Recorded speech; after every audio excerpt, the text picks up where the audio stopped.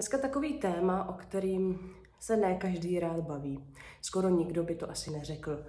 Už se vám někdy stalo, že při velkém kašli nebo při velkém smíchu naopak vám prostě uniklo trochu moči? Víte, čím je to způsobený?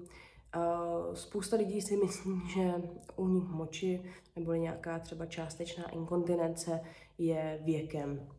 Není to tak, tady je spíš potřeba posílit pánevní dno, může to být způsobeno třeba obezitou nebo slabými svaly, takže dá se to řešit.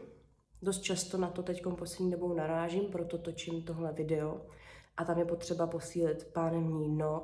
Vyhledejte specialistu, který vám řekne, jak s tím pracovat, co máte udělat pro to, aby se vám to nestávalo, protože je to zbytečný a není to nic jiného, než jenom povolený, uvolněný svaly. Samozřejmě, ještě pro lejpaly, může to být způsobeno i něčím jiným, ale bavíme se tady opravdu o tom, když zakašlete, když se hodně zasněte, když zkrátka vyvinete nějaký tlak, tak ten svěrač prostě vám povolí. Jo, aby teda jsme měli jasno.